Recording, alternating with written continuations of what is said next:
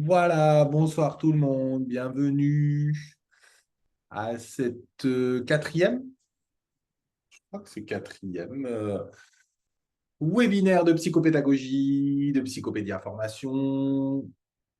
J'espère que vous allez bien. Les temps sont complexes, mais les temps sont. Aujourd'hui, Alexandra devrait nous parler un petit peu des chemins du lien à la pensée vers la réussite, si j'ai bien compris.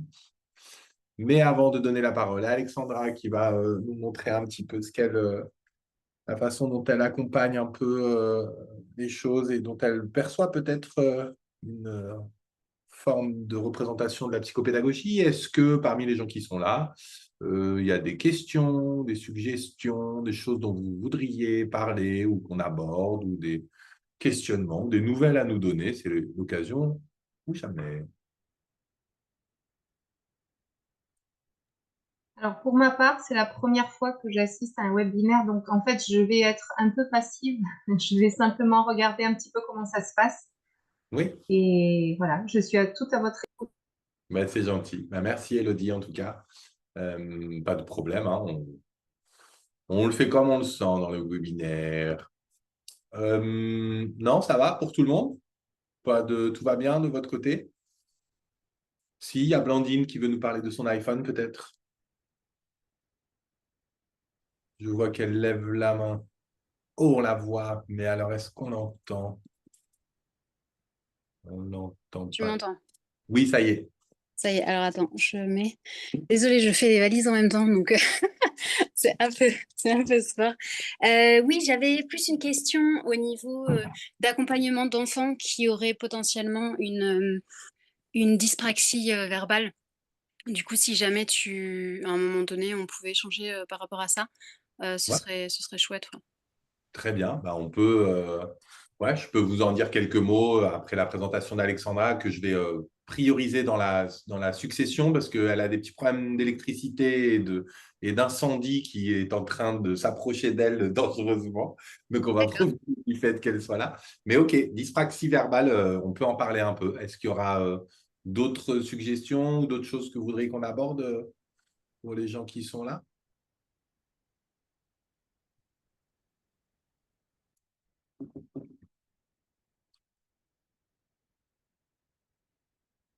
Non, a priori, ça va. Je vois Virginie qui dit mutisme, mais c'est parce qu'elle est mutique.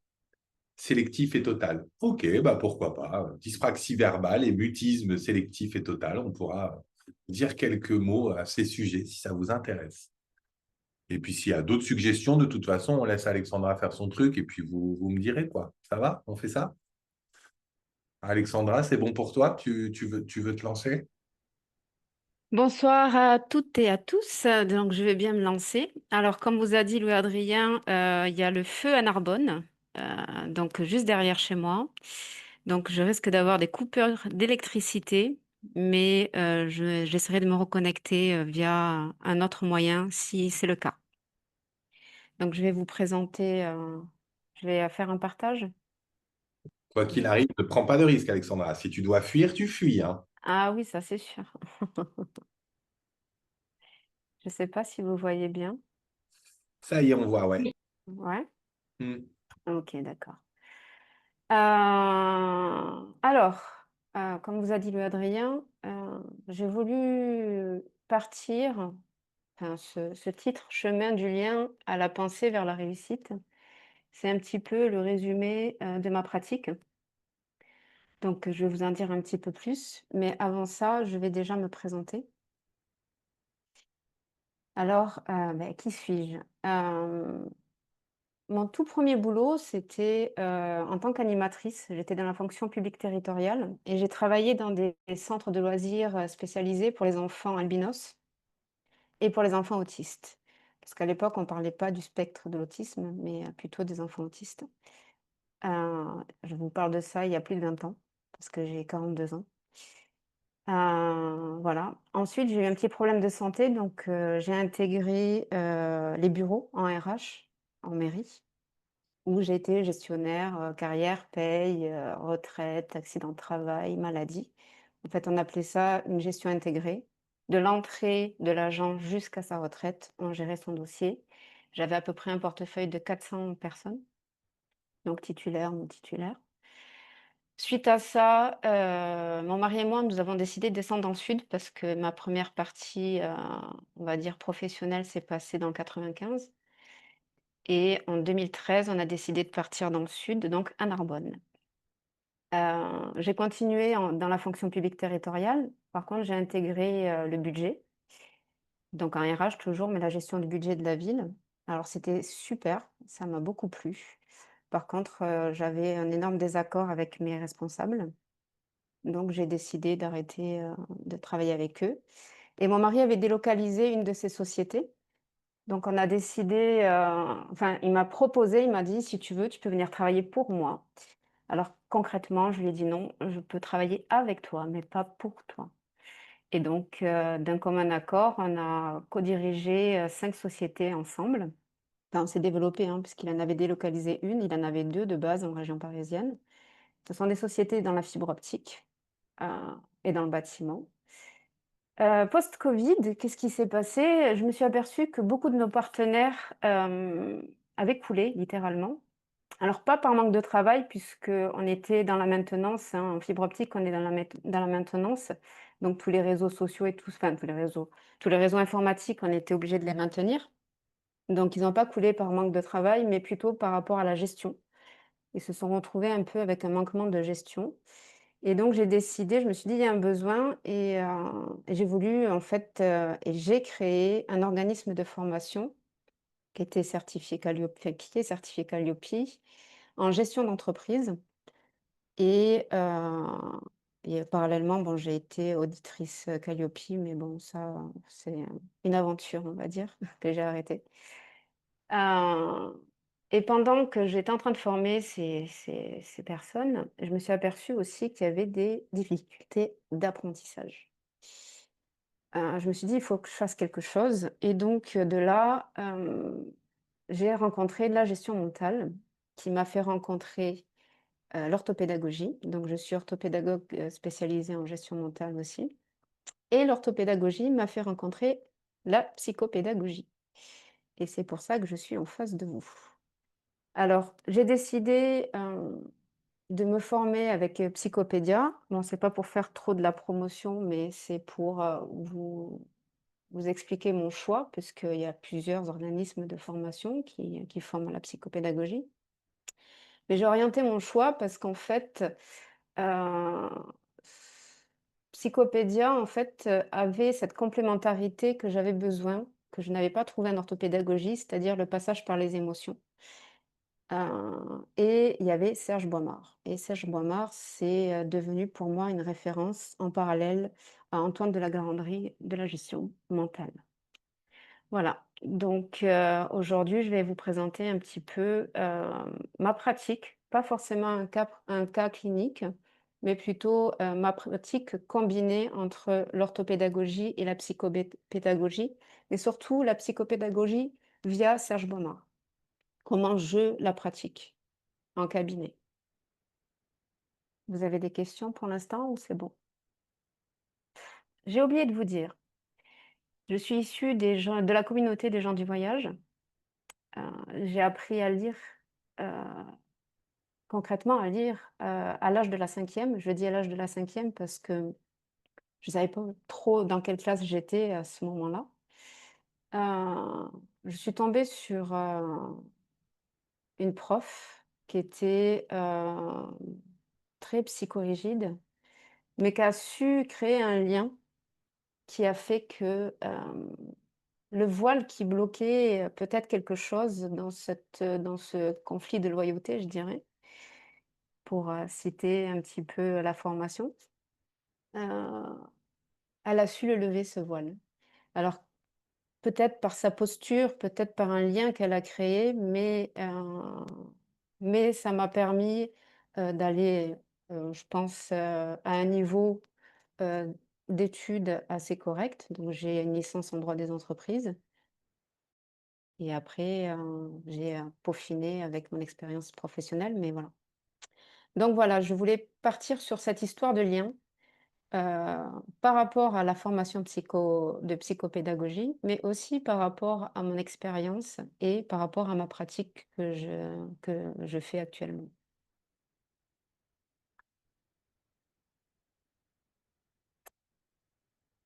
Donc, je vous présente un petit sommaire. Comment remettre en selle les enfants empêchés de penser? Alors, en selle, parce que vous allez le voir dans ma présentation, j'utilise le vélo comme métaphore, comme matériel, on va dire comme outil pour matérialiser un petit peu ce qu'on fait en séance. Donc, on va voir le lien, la réussite, les forces, les compétences et la confiance, le collectif et forcément une petite conclusion. Alors, en introduction, je voulais vous poser cette question: pourquoi certains enfants ne rentrent pas dans les apprentissages? Euh, Grâce à la formation et à mon expérience, j'ai pu m'apercevoir qu'il y avait 3 raisons assez imprégnées. Donc, la sécurité, la peur et le contournement.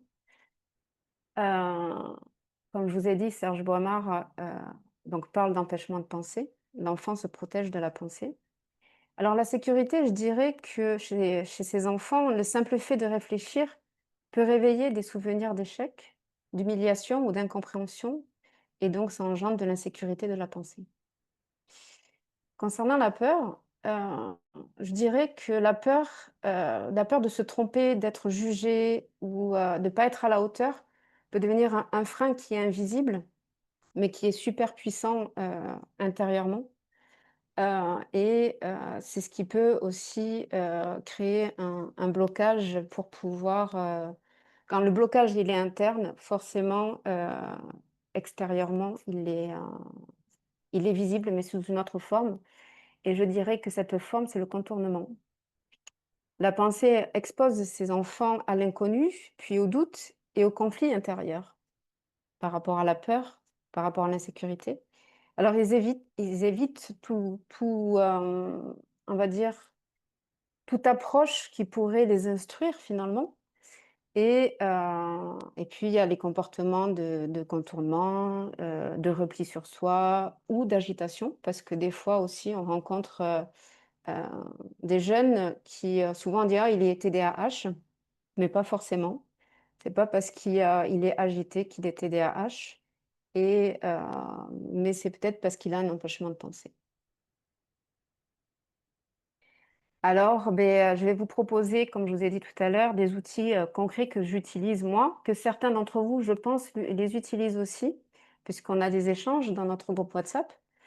Euh, pour ces outils, je les utilise pour justement que ces enfants-là, et aussi ces ados et ces adultes, quand je dis enfants, en fait, je suis des personnes de l'âge de 5 ans à l'âge de 99 ans. Parce que j'interviens dans des maisons de retraite aussi.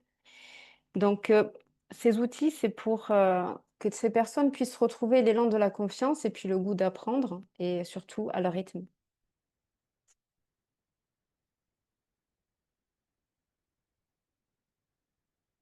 Alors, je me base beaucoup sur ces 4 piliers qui sont la curiosité, la stratégie cognitive, le comportement et le langage. Ces 4 piliers, vous allez les retrouver dans le livre de Serge Boimard, qui est Ces enfants empêchés de penser. C'est pas pour faire la promo, hein, du livre, hein, mais je pense que ces 4 piliers m'ont permis à moi de pouvoir avoir un fil conducteur dans mes suivis. Parce que, on est tous des êtres humains et on a une approche humaniste avant même, on va dire, l'analyse d'un profil ou la possibilité de tester quelqu'un ou encore de lire des bilans de professionnels de la santé ou paramédical. Pourquoi la curiosité? Parce que la curiosité du monde, chez ces personnes-là, elle ne se dégage pas. Elle ne se dégage pas de leurs préoccupations primaires, en fait, comme il dit Serge Boimard, ni de ses préoccupations personnelles. je vous donne un exemple. Souvent, ces enfants-là ou ces personnes-là vont dire, mais comment ne pas souffrir en fait par ces apprentissages? Sauf que les ressorts de la curiosité sont indispensables au développement intellectuel.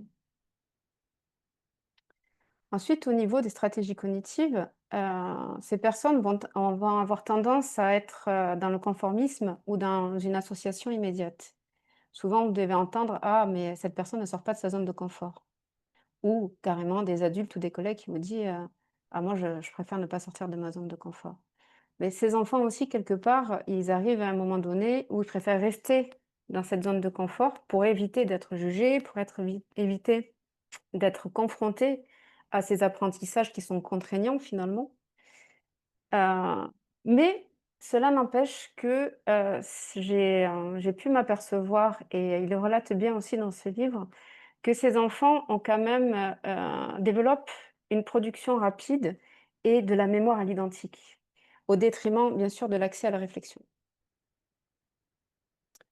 Concernant le comportement, on va rencontrer souvent des personnes qui vont, s'auto-dévaloriser, un repli, sur soi et un repli constructif finalement, puisqu'ils vont pas s'ouvrir pour pouvoir, se construire.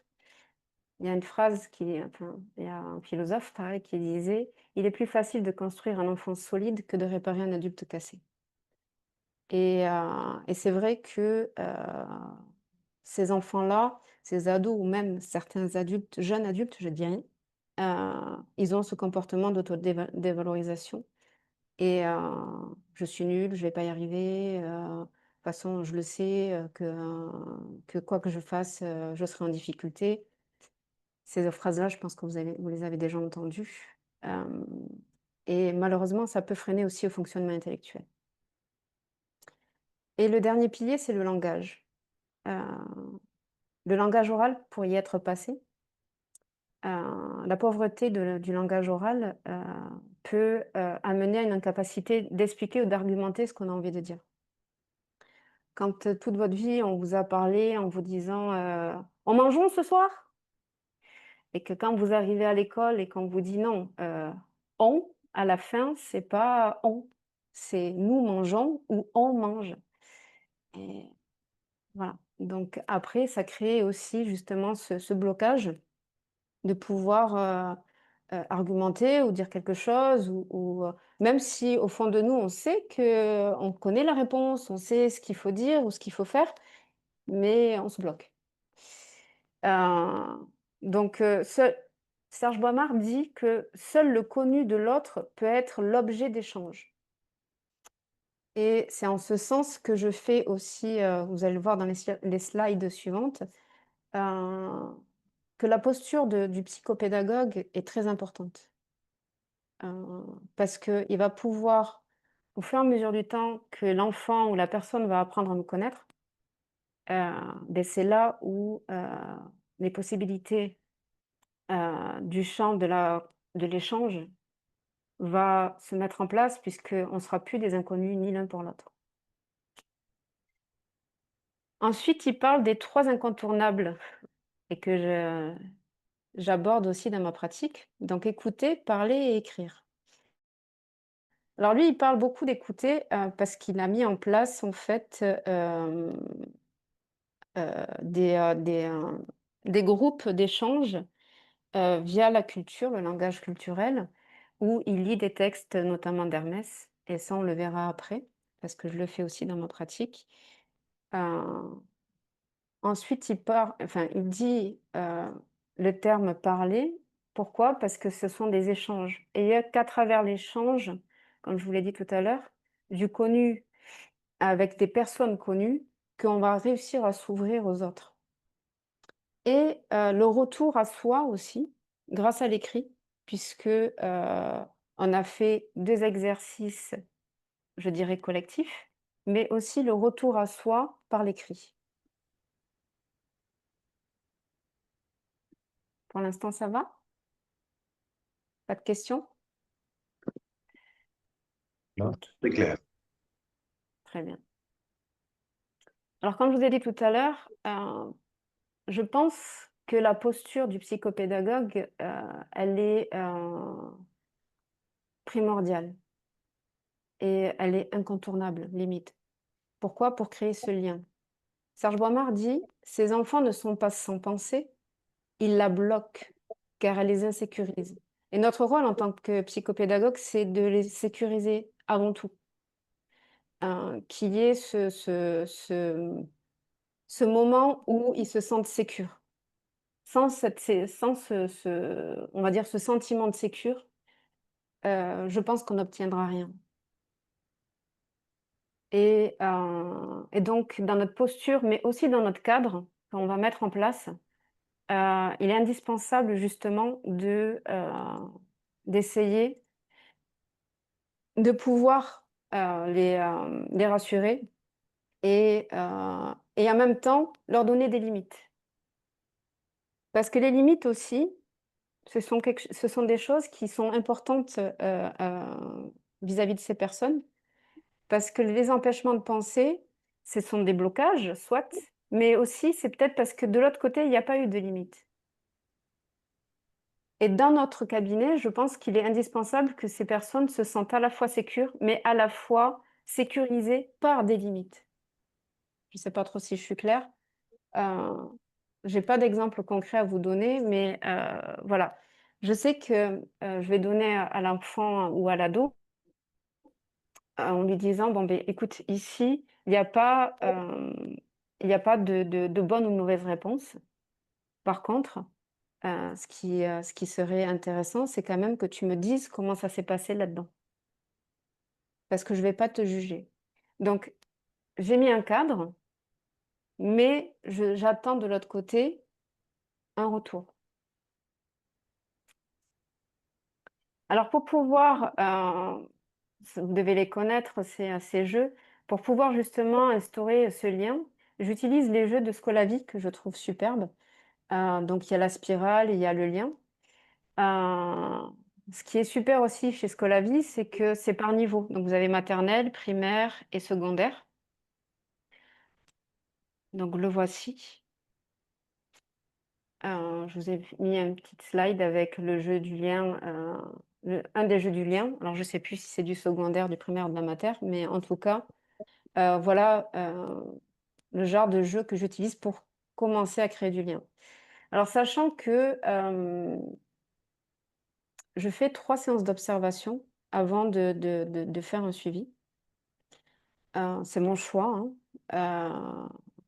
Et pendant ces 3 séances d'observation, je vais soumettre plusieurs jeux comme ça, qui durent à peu près 10 minutes, un quart d'heure. Pourquoi? Parce qu'on va avoir des enfants qui semblent avoir des empêchements de penser, mais qu'après vont réussir au bout de 3 séances à rentrer dans la dynamique du suivi. Et j'en ai d'autres qui, au contraire, vont avoir besoin de plus. Mais j'accorde quand même, quoi qu'il arrive, dans ces 3 premières séances d'observation, ces jeux-là. On commence par ça, quoi qu'il arrive. Alors, je vais vous demander, si c'est possible, de choisir une des questions, celle de votre choix, et d'interagir avec moi pour me donner la réponse si vous avez envie.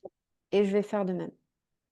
Je vous laisse quelques secondes pour choisir une des questions et au volontariat, si vous voulez bien prendre la parole et me donner une réponse.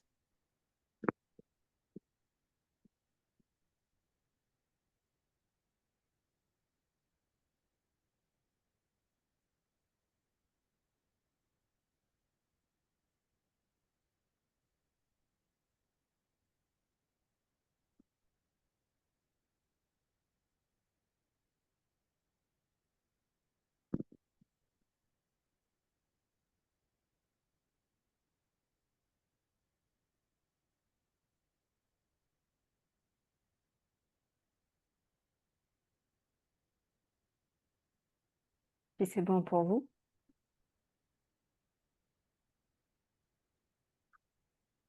Ouais, c'est bon. Ouais. Bon. Vas-y. Il faut que je te dise une case que j'ai choisie, c'est ça? Vas-y, et si tu veux donner ta propre réponse à cette question ou si tu veux me la poser à moi. Ah, c'est comme ça qu'on joue. Ok, c'est soit moi qui réponds, soit je te propose de répondre à la case que j'ai choisie, quoi. Voilà, en fait, la consigne, ça dépend de la personne avec qui je suis. Ok. Si je veux en apprendre un peu plus sur elle, ou soit si elle est déjà dans l'interaction. Ouais. euh, voilà, Et puis c'est peut-être pas mal de permettre à l'enfant de d'abord de te laisser jouer pour voir comment c'est toi tu ça. vas faire et ensuite moi je joue. Ok. Ok. C'est bien, Alexandra, que tu me dises une qualité importante chez tes amis. Chez mes amis, Hmm. une qualité importante chez mes amis, euh, qu'ils soient sincères. Et pourquoi la sincérité, c'est important pour toi? Parce que ce soit une chose mauvaise ou une chose bonne à donner ou à dire, ça permet d'évoluer quoi qu'il arrive. Il faut avoir l'intelligence de l'accepter et de l'accueillir et puis et après de se remettre en question. Ok.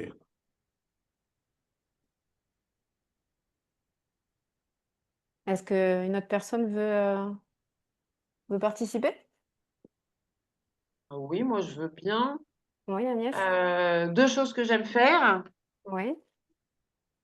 Je Alors peux et répondre et te retourner la question après. ouais, si tu veux. Alors, moi, deux choses que j'aime faire, c'est les arts créatifs en général, mosaïque, peinture, sculpture, etc. Et lire. Voilà. Je ne peux pas passer une journée sans lire, hein, c'est pas possible. Et Ok, voilà. super. Et toi? Alors, moi, je suis une geek.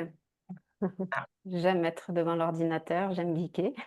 Alors, quand je dis geek, je fais beaucoup de codage. Et j'aime lire aussi. Donc, pareil, il n'y a pas une journée où je lis pas quelque chose. Que ce soit, par contre, que ce soit dans un livre, que ce soit dans un article, que ce soit dans une revue. Mais alors attention, c'est pas de la lecture de romans et tout ça. Il faut que ce soit une lecture instructive. Ah oui. Non, moi, je fais les deux. Dans la D'accord. journée, je peux lire des choses instructives, mais le soir, je lis que des romans. D'accord, ok. Et pendant les vacances, je fais les deux aussi. Merci beaucoup, Agnès. De rien. Quelqu'un d'autre? Allez, Adeline, je veux bien me lancer si vous voulez. Ouais. Alors moi, j'ai choisi une personne qui m'aide et très simplement, c'est mon mari. Euh, j'ai, alors j'explique pourquoi. J'ai été élevée de manière plutôt très sévère, pas du tout valorisante, remplie de devoirs. Voilà, on devait, on n'était pas des Français moyens, je sais même pas ce que ça veut dire, etc., etc. Voilà, fallait performer, fallait souvent, on était rabroués parce qu'il fallait surtout pas être orgueilleux, etc., etc. Donc, ça a donné globalement 4 adultes qui avaient aucune confiance en eux, mes frères et sœurs et moi. Et j'ai un mari qui m'a permis vraiment, je trouve, désolée, j'ai un téléphone, je vais m'éloigner. Un mari qui m'a permis vraiment de m'accepter avec mes limites, en fait, de pas toujours vouloir donner. Notre téléphone ici, c'est pas possible. De pas toujours vouloir être parfait, en fait, de pas répondre tout le temps à des attentes. Et en ça, j'estime qu'il m'a aidé et qu'il m'aide depuis désormais 25 ans. Et que j'ai de la chance surtout parce que je vois plein de gens géniaux mais qui n'ont peut-être pas eu la même chance que moi. Et voilà, il me prend avec toutes mes limites, toutes mes failles, toutes mes blessures et il m'emmène plus loin. Et je trouve que c'est génial. Magnifique. Magnifique. Tu veux me poser la question en retour ou Je m'apprêtais à dire en rigolant et en plus, il n'est pas devant moi quand je dis ça. Ah, c'est Il génial. n'est Magnifique. pas pour lui faire plaisir. Oui, volontiers, je veux bien te renvoyer la question. Alors, une personne qui m'inspire, ou je dirais qui m'inspirait, c'est ma grand-mère, paix à son âme. Une femme forte, une femme qui est arrivée en France de façon clandestine. Alors, comme je vous ai dit tout à l'heure, j'appartiens à la communauté des gens du voyage côté paternel et j'appartiens à la communauté maghrébine côté maternel. Et c'est une femme qui a élevé 6 enfants toute seule, donc dans les années 50-60 déjà. C'était pas évident, mais elle s'est toujours battue et c'est quelqu'un qui m'a beaucoup inspirée et qui continue d'ailleurs de m'inspirer. Si. Merci à toi. Une autre personne?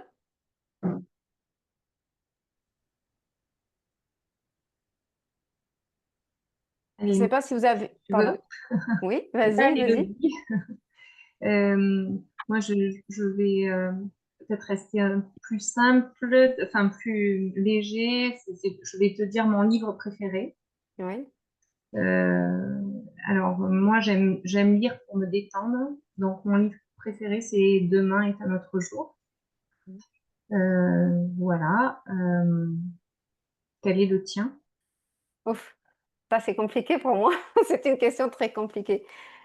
Alors, euh, j'ai gardé en tête un livre quand j'étais adolescente qui s'appelait l'herbe bleue. C'était un livre qui parlait justement un petit peu. Je l'ai lu, ouais. Tu l'as lu? Voilà. Ouais. Mm. Donc, c'est ce livre qui, malgré que j'en ai lu énormément, je ne sais pas pourquoi, alors peut-être l'âge, parce que c'est au moment où j'ai vraiment appris à lire, donc à l'âge de la 5e, que j'ai lu ce livre. Et je pense que ça a un lien avec ça, c'est peut-être un lien affectif.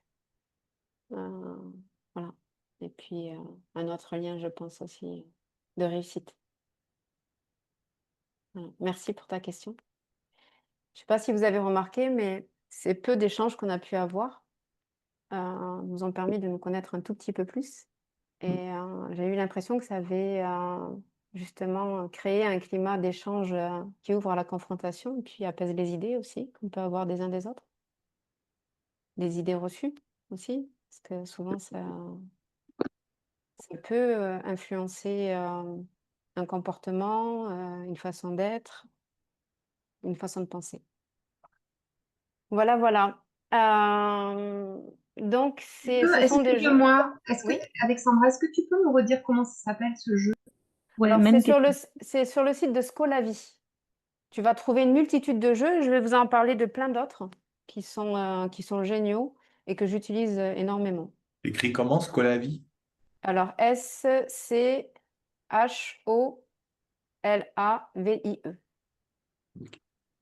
Et il y a Virginie dans le chat qui demandait si dans tes 3 séances de rencontres, tu laisses la possibilité aux enfants de choisir un jeu ou est-ce que finalement c'est toi qui proposes ou comment ça se trame ça? Alors, je propose toujours. Je n'impose jamais. Par contre, je propose sur 4 choix et ces 4 choix ont toujours le même objectif. Je sais quel objectif je veux travailler. Donc, l'enfant ou l'ado ou l'adulte a l'impression qu'il va choisir. Et ça, il va faire un choix, hein, mais moi, je sais quel objectif je vais travailler. Donc, peu importe le choix qu'il fera, ce sera mon objectif à travailler, sera celui que j'avais besoin de travailler avec la personne. Je ne sais pas si j'ai répondu. Ouais, c'est très bien, merci. Moi, je voulais te demander, Alexandra, déjà merci à tous pour les échanges, c'était vraiment chouette. Et par rapport à ce jeu, c'est assez intime, je trouve, sur un certain niveau. Et du coup, je me demandais si, quand justement tu as des personnes qui sont vraiment dans la résistance, si tu arrives quand même à faire des propositions de jeux comme ça ou si tu switches avec d'autres matériaux que tu as. Je switch avec d'autres matériaux. Ouais, ok. Ouais, ouais. En fait, comme je disais tout à l'heure, comme je vais faire des propositions, je laisse le temps à la personne, à l'enfant ou qui sait lire, hein, bien sûr. Mm. Parce qu'il propose des jeux de maternelle, mais c'est de la lecture aussi, donc c'est un peu plus compliqué.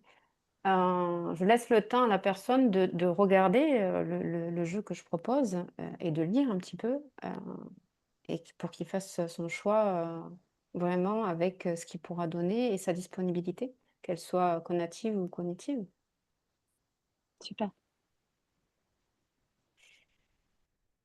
Donc, vous allez trouver sur Scolavi ce jeu. Il y a aussi la spirale, qui est un petit peu dans le même principe, sauf que c'est sous forme de spirale. Et plein d'autres jeux pour créer du lien. Donc, ça a d'autres noms, mais c'est un petit peu dans le même état d'esprit. Donc, ensuite, ces personnes-là, je les amène, enfin, j'essaye du moins de les amener à la réécriture positive d'eux-mêmes. Alors, c'est quoi ça? ce sont des personnes, comme on disait tout à l'heure, qui ont tendance à dire: «De toute façon, je suis nulle, je vais pas y arriver. De toute façon, j'ai déjà fait, c'est trop dur pour moi». Hem Et donc je les invite à utiliser, justement, enfin, je les invite, on fait un travail sur une fiche qui s'appelle, le portrait d'une réussite, que je vais vous afficher après, hem, pour justement, recréer, comme dit Serge Boinmard, recréer un espace de sécurité intérieure. Parce que, il y a qu'en étant en sécurité à l'intérieur qu'on arrive justement à être disponible et relancer un désir d'apprendre. Si déjà à l'intérieur, on a cette croix, ce sens interdit, heu, parce qu'on est sûr et persuadé qu'on ne va pas réussir, on n'obtiendra rien de la personne. On aura beau, essayer de remédier, par toutes les propositions du monde, de jeux, d'activités, tout ce que vous voulez, il y a rien qui sortira. Donc ce jeu, en fait, cette activité, vous la trouverez aussi sur Scolavi.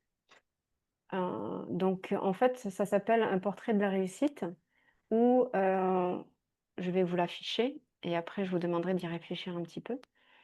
Où justement, on va, retracer, une réussite, les pensées au moment de cette réussite, les émotions au moment de cette réussite, les compétences et les forces mobilisées et les alliés. Alors, bien sûr, je fais tout un travail en amont avant de donner cette fiche, à la personne, heu, sur justement qu'est-ce que c'est qu'une réussite? Parce que mettre une définition, heu et puis savoir quelle est la définition de la personne, sur ce terme-là. Qu'est-ce qu'elle entend par réussite? Heu et après donc on détermine aussi qu'est-ce que c'est qu'une pensée, qu'est-ce que c'est qu'une émotion. Parce que souvent quand, on réussit quelque chose, on dit: «Ah, j'étais trop content». Sauf que être content, c'est pas forcément une pensée, c'est une émotion. Ils sont imbriqués bien sûr, hein. Ensuite, on travaille sur les compétences, on va le voir après, sur les compétences et sur les forces parce que lorsqu'on réussit quelque chose, forcément on a mobilisé soit des forces, soit des compétences. Et puis, il y a aussi, des acteurs dans cette réussite. Soit on a réussi seul, hein, ou soit on a réussi par des acteurs, comme, les parents, comme les frères et sœurs, comme, les professeurs ou les amis. Heu, donc au tout début, je donne ce portrait de réussite après qu'on ait travaillé dessus, où je leur demande, de décrire, de faire le portrait d'une réussite, heu, de toute leur sphère de vie. Que ce soit une réussite, sportive, que ce soit une réussite à la maison, que ce soit une réussite à l'école.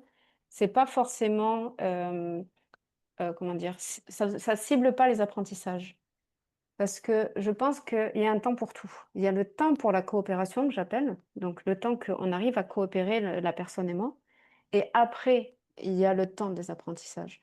Donc, ce portrait de la réussite, je le donne dans un premier temps avec le choix de la réussite. Donc, j'ai eu, bon, dans les exemples que je vous ai mis, j'arrive pas à lire. Voyons si je grossis, si vous aussi vous allez voir. Vous y voyez? Mmh. Oui, Je vois un peu, ouais. Ouais. Alors, là, ah non, dans l'exemple que je vous ai mis, c'est: «J'ai eu envie d'aller au tableau pour faire des mathématiques». C'est une jeune fille. Bon là, elle m'a mis, une réussite, scolaire, mais, pour elle, c'était pas tellement une réussite scolaire. Pour elle déjà, faire le c'est une fille qui est vraiment recluse sur elle-même, une jeune fille qui a 10 ans et qui a une peur atroce, atroce, atroce de sa maîtresse. Heu, Pourtant c'est une maîtresse très gentille, mais il y a un blocage. Et là, elle a eu envie, ça a été sa réussite, d'aller au tableau pour pouvoir, faire les mathématiques. Donc elle s'est proposée et donc ensuite, bon, beh, c'est pensé, je me suis dit: «Je ne vais pas y arriver» et finalement, elle a réussi. Ensuite, ses émotions, elle était timide mais curieuse quand même. Alors j'arrive pas à remonter. Ses compétences, alors mettre les zéros au bon endroit. Donc, je pense qu'elle devait étudier les multiplications, je me souviens plus, vous savez, les dizaines et tout ça, enfin 10 fois 10, 100 fois 10, etc. Donc, c'était pour mettre les zéros au bon endroit. Ah non, pardon, c'était le tableau des distances, kilomètres, mètres, etc. Les conversions, là, où il faut mettre les... Voilà, c'est ça. Ah, c'est pas évident, ouais. Ouais. Et donc ensuite, donc ces alliés, personne. J'arrive pas à lire. J'ai juste un peu trop, je sais plus ce qu'elle a écrit. Mais en tout cas, personne ne l'a aidée, en fait. Elle a dû se motiver intérieurement et elle a dû passer le cap. Après, j'ai eu d'autres portraits de réussite. Bon, apparemment, là, les deux que je vous ai mis, ce sont des réussites scolaires. L'autre réussite, c'était les divisions posées. Donc, content, maîtrise de soi. Et c'est ma maîtresse et ma mamie qui m'a aidée. Mais j'ai eu des réussites. J'ai réussi à faire mes lacets. C'est un enfant qui est en 6e et il n'avait pas réussi à faire ses lacets jusque-là. Et sa maman lui achetait toujours des chaussures à scratch. Et on a fait comme un accord pour qu'elle lui achète des chaussures à lacets. Et il a réussi à attacher ses chaussures. Voilà. Donc, la réussite, elle est, je pense, partout. Et ces personnes-là ont besoin de savoir qu'elle est partout avant de les amener vers les apprentissages et la réussite des apprentissages. La réussite d'une recette, d'un gâteau, ça reste quand même un apprentissage aussi. Ok, c'est pas un apprentissage scolaire, mais ça reste un apprentissage de lire une recette, de mettre la bonne quantité d'ingrédients, et ainsi de suite. Et puis, il faut pas oublier, alors là, je fais une petite parenthèse, le circuit de la récompense. Chez certains, il n'est pas activé, ce circuit, donc ça peut aussi s'ajouter à cet empêchement de penser. Alors, je vais faire comme tout à l'heure, vous demander si vous pouvez prendre quelques secondes et pareil, volontariat, essayez de penser à une réussite, une dernière réussite que vous avez pu avoir dernièrement, ou aujourd'hui, ou il y a une semaine, ou il y a un mois, et de nous faire part, si vous avez envie, bien sûr, c'est toujours pareil au volontariat, de ce petit portrait d'une réussite.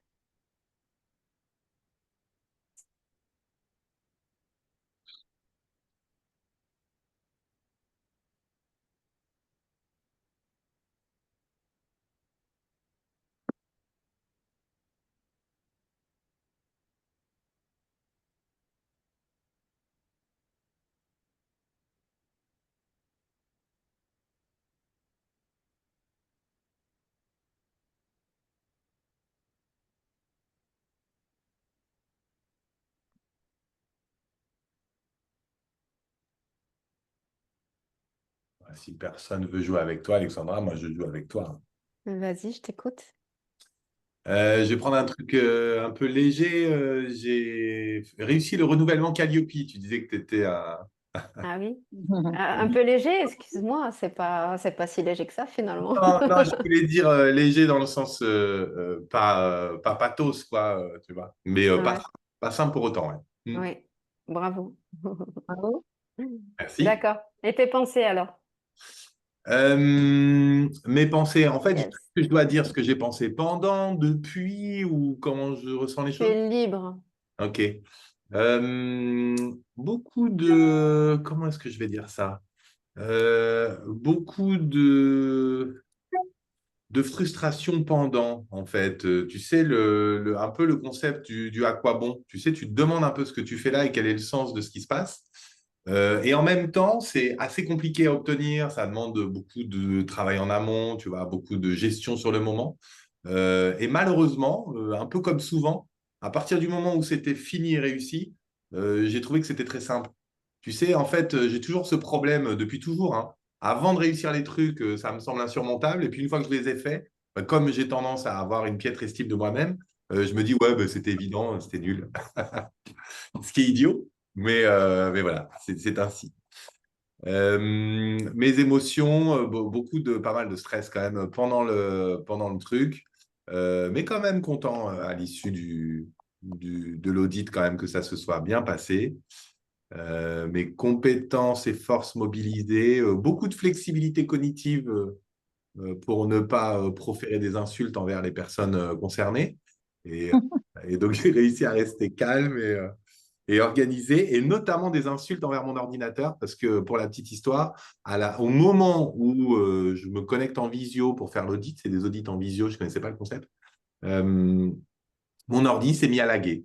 Et à partir de là, impossible. Tu cliques et puis il te dit buffer, il cherche, il cherche.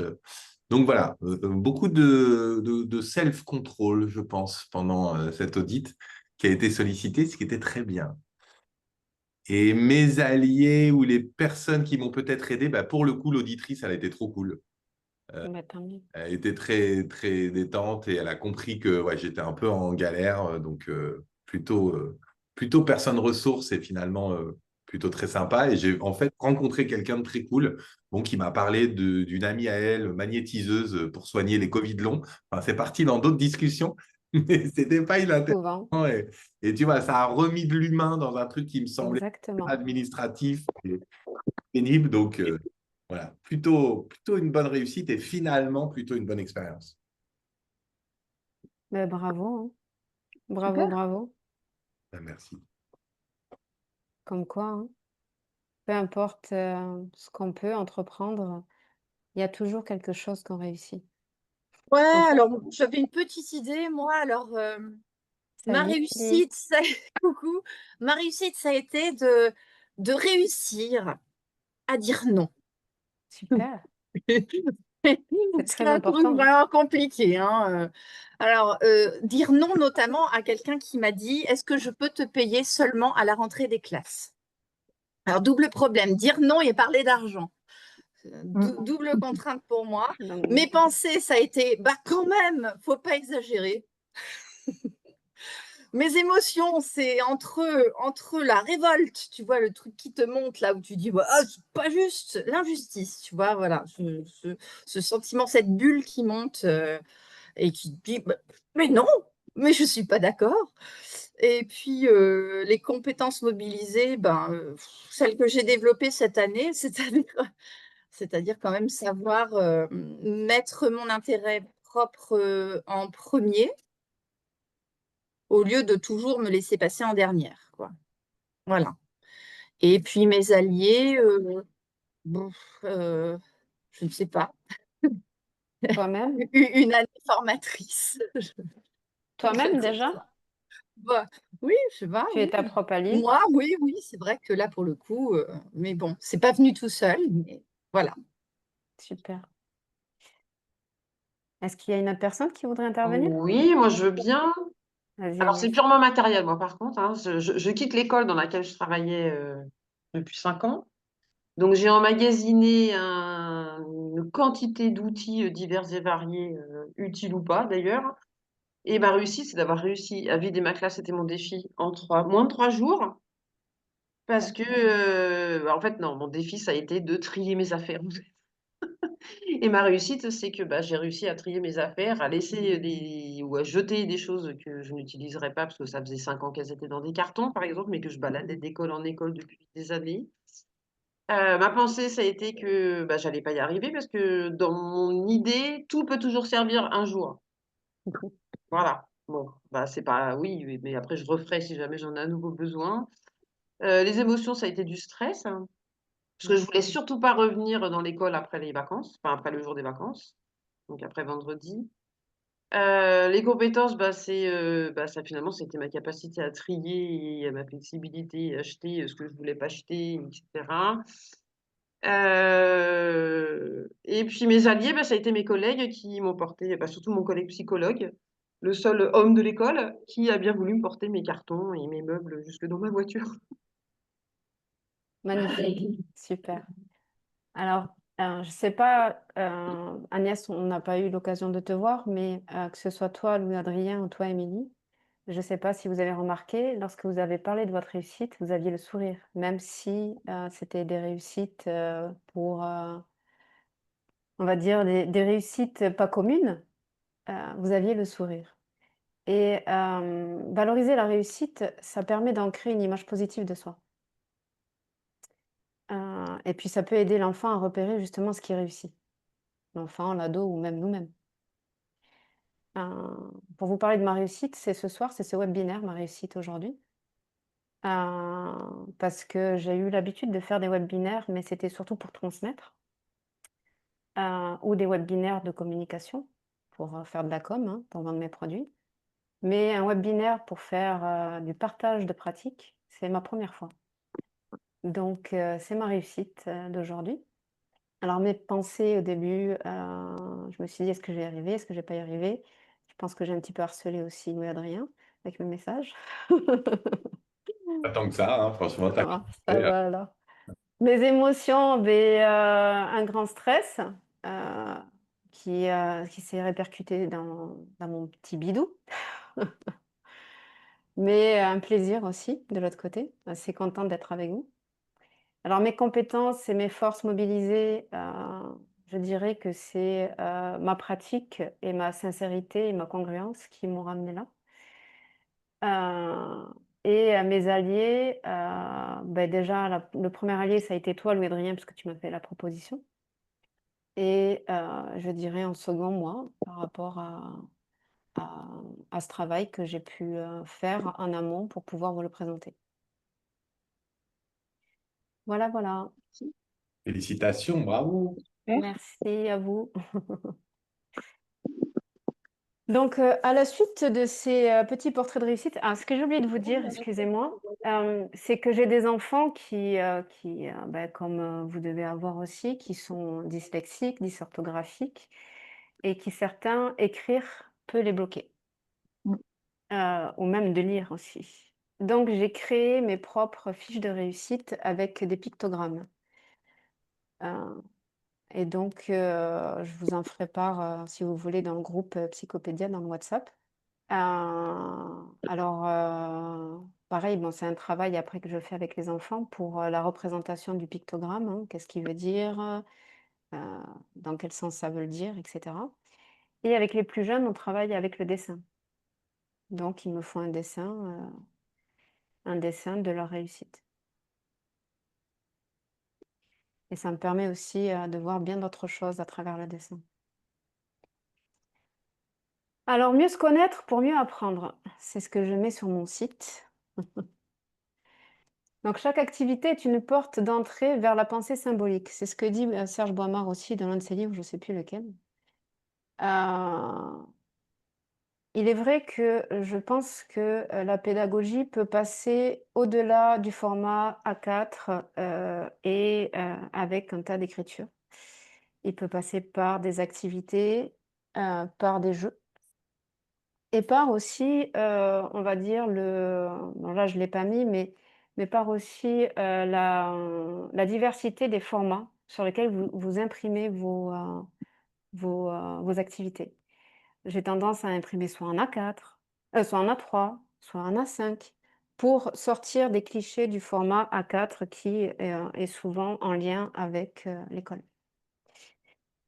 Vous avez pu voir dans l'activité d'un portrait d'une réussite, il faut identifier ses forces et ses compétences ou ses qualités. C'est pas toujours évident de les identifier, encore plus quand on est en empêchement de penser. Donc, il y a un tas de jeux aussi que l'on peut mettre en place et des activités. Et notamment, vous avez la fiche des forces sur le site toujours pareil de Scolavi. Donc, je vous l'ai mis là sur le support, sur les slides, mais je l'ai aussi. Alors, elle est en format A6, ça ne se voit pas tellement à travers la caméra, parce que comme ça reste sur un format en 2D, j'appelle ça, et pas un format en 3D comme un jeu, j'ai voulu l'imprimer en format A5 pour pas que ce soit pareil, relié au format scolaire. Donc là, c'est la version élémentaire. Je la trouve très complexe, la version élémentaire.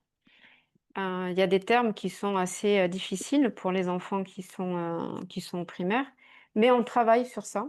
Et ça permet aussi d'enrichir un vocabulaire. Et donc, c'est la fiche des forces sur Scolavi. Donc, on travaille sur ça, sur les forces.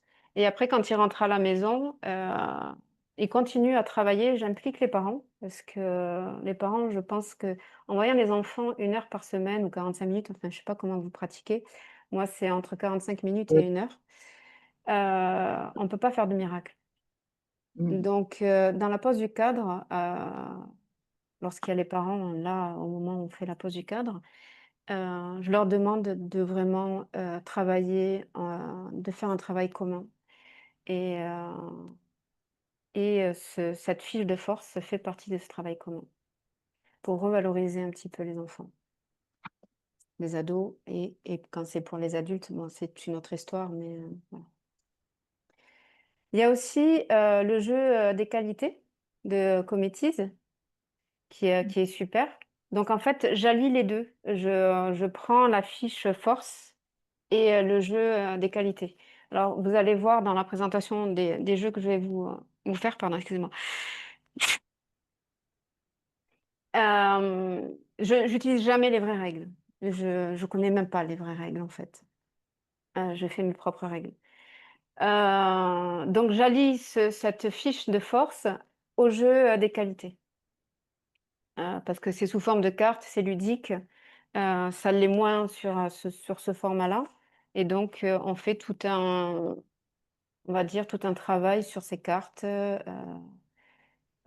en donnant des définitions des qualités, en les associant, en demandant à l'enfant qu'est-ce qu'il pense de lui par rapport à ses qualités, par rapport à ses cartes. Et même, on fait tout un travail sur le dessin qu'il peut y avoir sur ces cartes. Et des fois, on a des surprises. L'enfant est attaché à un dessin, mais la qualité que définit ce dessin n'a rien à voir avec ce qu'est en train de penser l'enfant. Et ça, c'est magnifique et magique parce que des fois, on se dit, ah oui, donc en fait, la personne qui a créé ce jeu avait une certaine façon de penser. Et nous, de l'autre côté, comment on peut l'interpréter? Et donc, on rentre aussi dans on va dire, dans des échanges avec les personnes tout autres de ce qu'on a pu prévoir à la base. Et c'est super constructif. Ensuite, construire sa confiance. Alors, vous devez connaître ce jeu, La montagne de la confiance de Placotte. Alors, je n'ai pas de commission, hein, c'est juste un jeu que j'utilise avec les plus jeunes. Alors, ce jeu, ce qui est sympa, c'est que c'est une tour, hein, enfin c'est une tour, c'est une montagne qu'il faut gravir en répondant à des questions. Et ces questions, en fait, elles sont sous forme de quatre items. Il y a la connaissance de soi, il y a le sentiment d'appartenance, le sentiment de compétence et le sentiment de sécurité. Et avant même qu'on joue à ce jeu, on a déjà fait un premier travail en amont quand même sur ces items parce que souvent, ça ne veut rien dire pour eux. Le sentiment d'appartenance, ils ne comprennent pas forcément ce que ça veut dire. Le sentiment de compétence non plus, la compétence, être capable d'eux.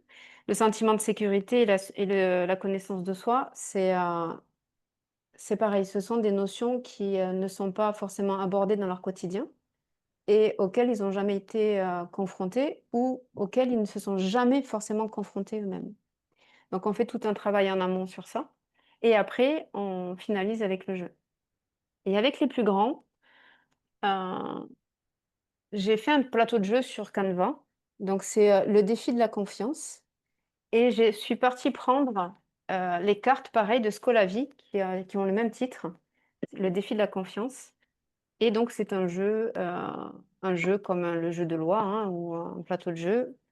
Et en fonction de la case sur laquelle on tombe, eh bien, on lit la question. Par exemple, la question 6.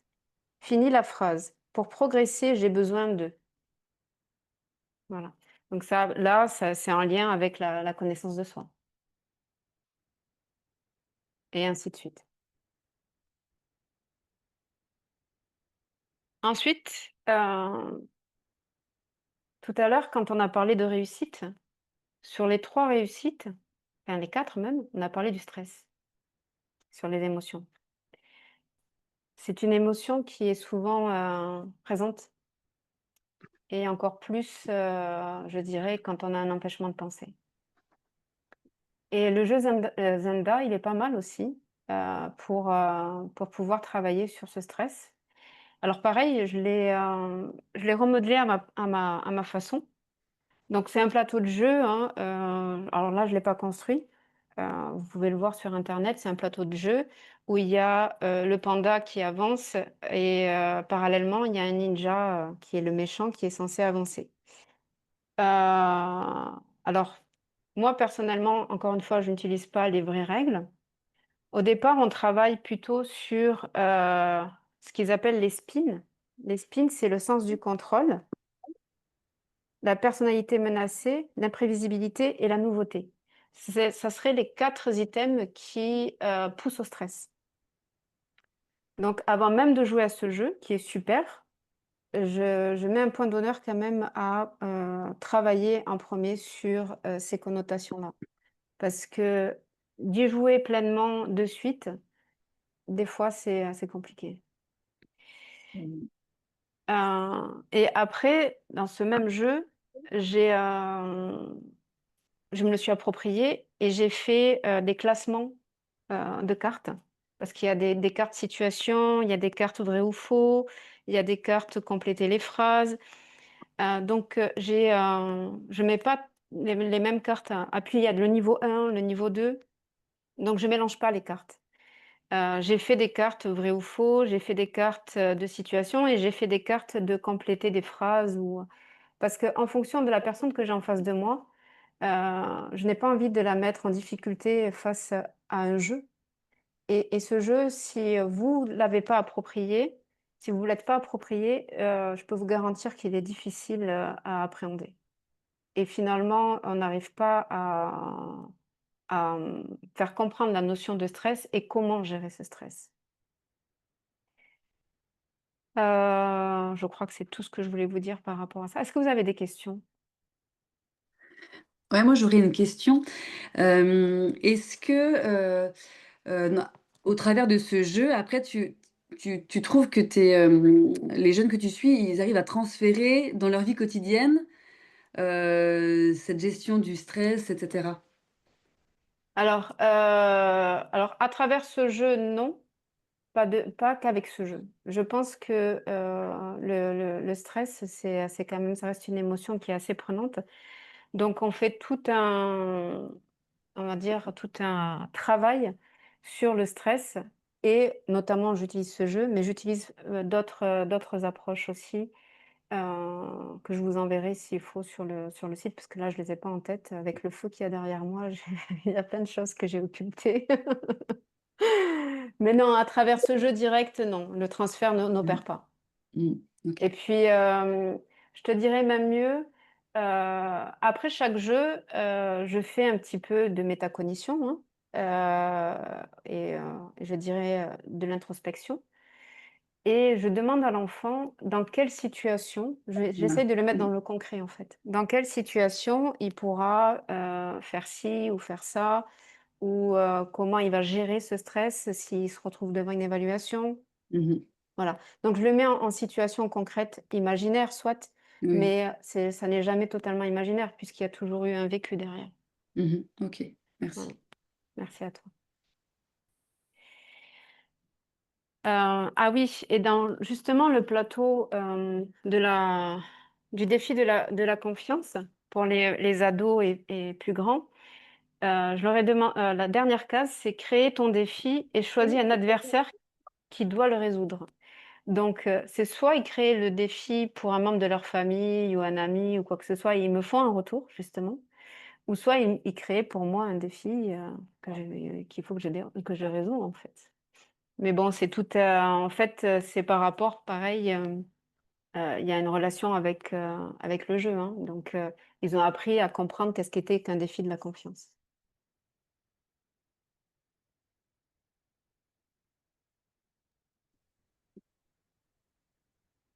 Je vais me permettre de rebondir un petit peu, Malika, sur ce que tu disais aussi, sur cette connotation pardon, de transfert. C'est difficile de transférer, que ce soit la gestion du stress ou tout ça, d'un seul coup ou après un seul jeu.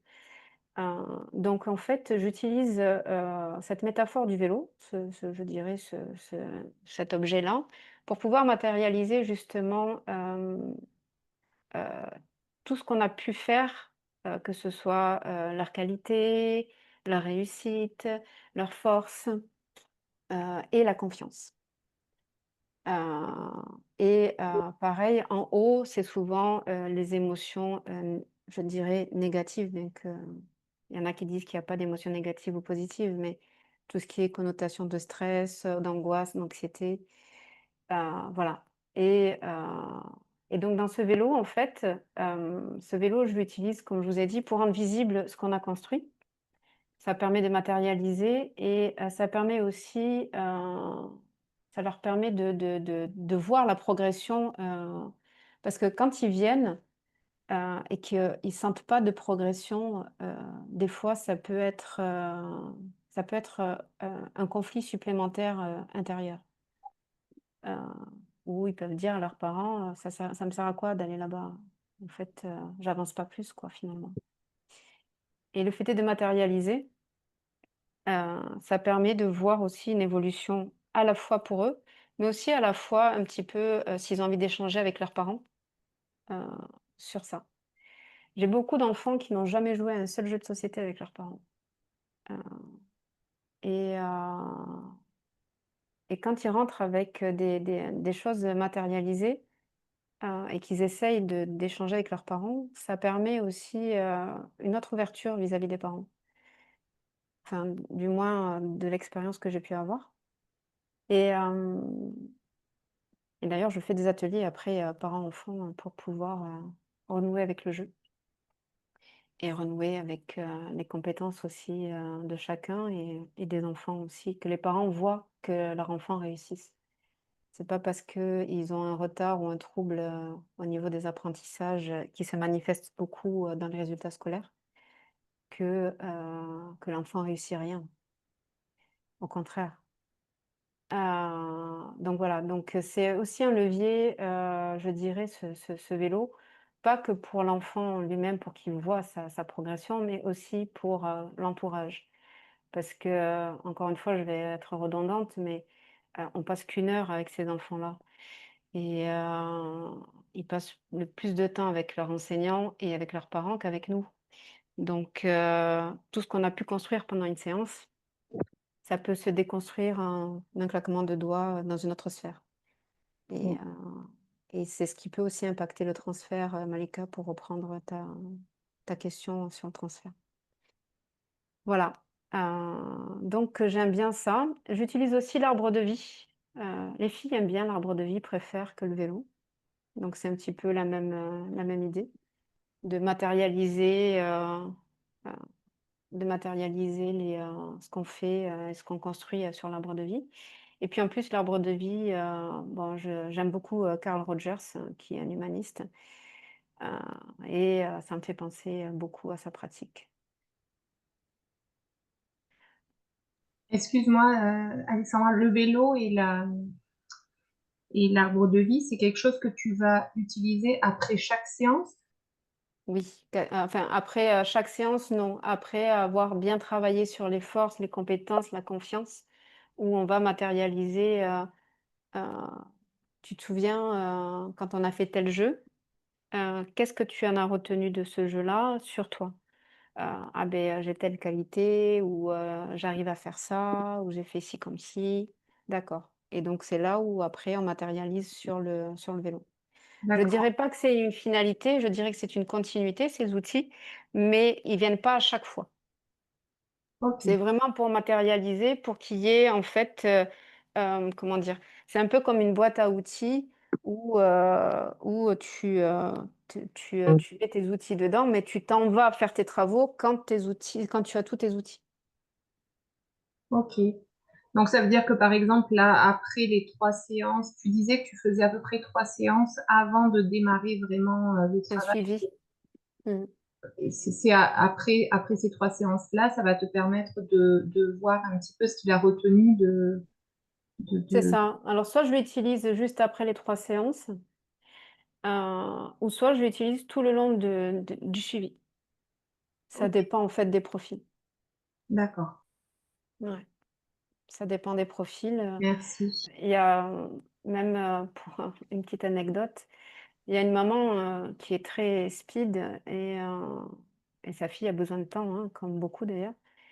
Et elle me dit, bon, quand est-ce que ça sera terminé? Et la petite qui lui répond, quand il y aura des fruits dans l'arbre.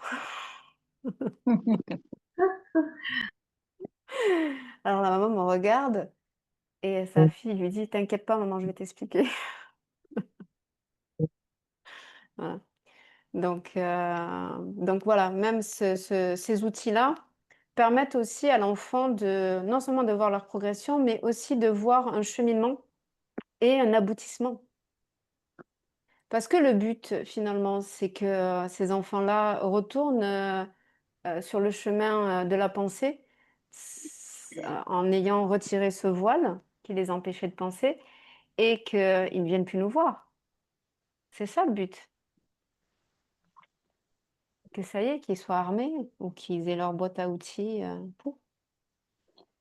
Oui, j'avais une question sur le vélo, Alexandra. Oui, Je trouve pardon. ça, je trouve ça génial, la représentation, ça me parle vachement. J'ai juste une question. Lista tutti pai turnaround my leadership. Pardon, désolée. Une question par rapport au sens où tu as choisi. C'est toi qui avais choisi la roue arrière et la roue avant ou pas? Ouais, Est-ce c'est que moi qui ai choisi.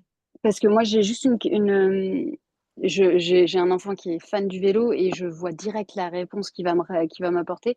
Mais ce qui donne l'élan, c'est la roue arrière quand on pédale parce que du coup, le mécanisme est derrière. Et du coup, Oui. du coup, je suppose que tu as réfléchi à ça. Et donc, ma question, c'est ton choix d'avoir mis du coup ce qui donne l'élan en roue avant plutôt qu'en roue arrière. Alors, ce qui donne l'élan, alors, le fait est d'avoir mis les qualités personnelles et la confiance. Alors, peut-être que j'ai mal choisi mon terme qui donne l'élan. Pour moi, en fait, c'est ce qui va nous diriger. Enfin, Ah, c'est ce c'est ce qui qui conduit. dirige. Ah, ok, ça Voilà, marche. Ok, d'accord? je comprends. D'accord. J'ai mal choisi le terme élan, peut-être. J'aurais dû Non, non, marquer direction. c'est peut-être moi qui l'ai mal interprété, c'est vrai. Non, non, Mais en fait, j'aurais dû marquer peut-être direction, tu vois, qui donne la direction. Et mettre l'élan peut-être dans la roue arrière, forcément, parce que les forces et les compétences, c'est ce qui va nous faire avancer. Donc, c'est ce qui ouais, va nous donner l'élan, exactement. mais c'est génial, ta métaphore Merci pour elle est vraiment chouette, en tout cas. merci pour ta question et puis pour la future correction. Non, non, c'était pas une correction, c'est juste que je me suis dit que tu y avais pensé et du coup, je m'interrogeais juste du coup Mm, sur la représentation. Merci. mm. Merci à toi. Donc, après avoir fait tout un travail sur soi, euh, je dirais individuel, ben, ces enfants-là, ils sont confrontés à la collectivité, quoi qu'il arrive, hein. Donc, on essaie de retrouver une place dans le collectif pensant, puisqu'il ne faut pas oublier que ce sont des enfants qui sont empêchés de penser et, euh, et qu'il faut essayer, après avoir déclenché ce système de pensée en individuel et en cabinet, il faut aussi quand même essayer de travailler sur un transfert, mais avec le collectif. Donc de là, pour oser s'exprimer, coopérer et anticiper sa position dans le groupe social, tout à l'heure, j'en ai un petit peu parlé avec la question de Malika. Je lui demande à l'enfant ou à la personne comment il envisage de. Mais c'est pas toujours évident quand on n'est pas confronté. On peut imaginer, mais c'est comme moi, je l'ai imaginé ce webinaire, mais j'avais jamais imaginé qu'il y aurait un feu, j'aurais jamais imaginé que j'aurais des coupures d'électricité. On peut imaginer un tas de choses par du vécu et du concret, mais on ne peut pas forcément tout anticiper. Et ces enfants-là, le fait est de ne pas pouvoir tout anticiper, pour certains, peut aussi engendrer des freins et des blocages. Donc j'ai choisi d'opter aussi pour des jeux et pour la mythologie aussi que nous, nous a proposé Serge Boimard dans son étude. Donc je travaille beaucoup sur Monsieur Madame avec les plus jeunes et avec ce que nous a donné Serge Boimard au niveau de comment orienter justement ce travail euh, de lire. Donc, c'est l'adulte qui lit, lecture, parler et écrire. J'aime bien les monsieur, madame. Pourquoi? Parce que bon, déjà, il y a des figurines pour les plus jeunes, où j'ai toutes les figurines. Et il y a le monsieur, madame colère, le monsieur, madame apeuré, il y a le monsieur, madame. En fait, ce sont des monsieur, madame dans des situations. Et je trouve ça intéressant pour travailler avec les plus jeunes. Et justement pour essayer de les faire s'exprimer et, justement les remettre dans cette idée de penser au collectif. Ah, mais si, mais ça me fait penser la dernière fois quand je suis partie voir mon frère jouer au foot. Voilà, c'est l'arbitre, il s'est fait crier dessus, d'accord, voilà. Ensuite, pour les plus grands, bon, ben, j'utilise ce que nous a donné Serge Boimard, hein, la mythologie grecque. Mais j'aime bien la BD avec certains. Donc, je vais dans la médiathèque. Je prends, parce qu'elle est riche. Donc, à Narbonne, quand je dis elle est riche, elle n'est pas riche pécuniairement, mais elle est dense. Il y a pas mal de choix. Et donc, j'ai opté aussi pour beaucoup de BD. Alors, moi, personnellement, je déteste la BD, mais c'est pas moi que je suis. Ce sont des personnes qui aiment la BD, donc j'essaye de travailler avec ce qu'ils aiment. Et j'aime bien le jeu impro social. Alors toujours pareil, je joue pas avec les vraies règles. Euh, j'ai fait des catégories de cartes. Et au niveau du plateau, euh, je l'utilise. Donc voilà le plateau pour ceux qui ne l'ont pas. Donc il y a des smileys en jaune, il y a des smileys en rouge, il y a un genre de bébé en vert et un plus en bleu. Et moi, j'ai fait donc des paquets de cartes en fonction des situations que je mets en fonction de ce que ça m'a fait penser.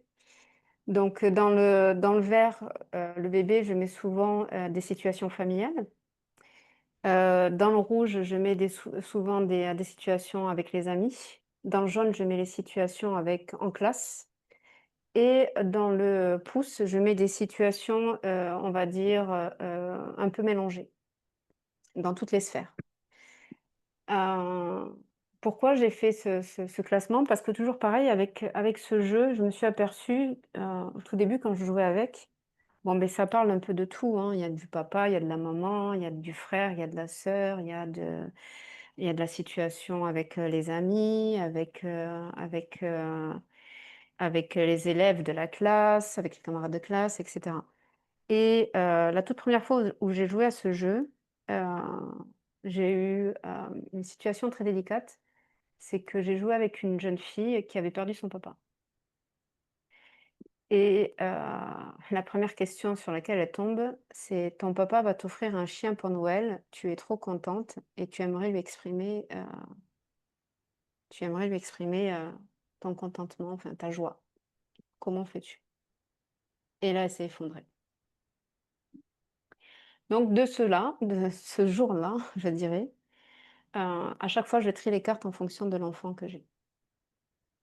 Et faire un peu du théâtre, parce qu'en fait, finalement, un prosocial, je pense que les règles de mon souvenir, c'est plus un peu des situations théâtrales où on joue en fonction du cadran, mais de façon théâtrale. C'est pas donné à tout le monde de réussir à se mettre dans la peau d'une situation qu'ils n'ont jamais vécue ou qu'ils ont déjà vécue, mais qui a été finie de façon dramatique. Enfin, voilà.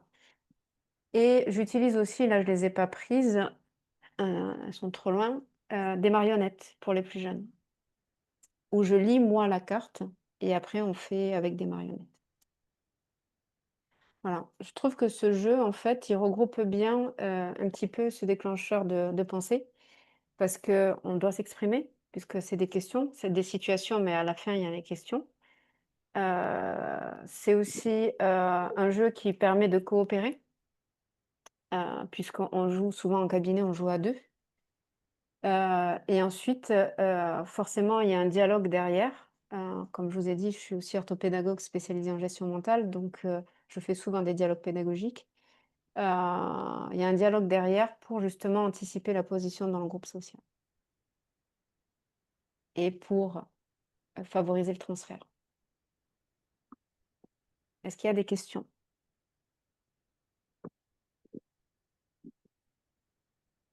C'est très clair et merci beaucoup. Merci à toi.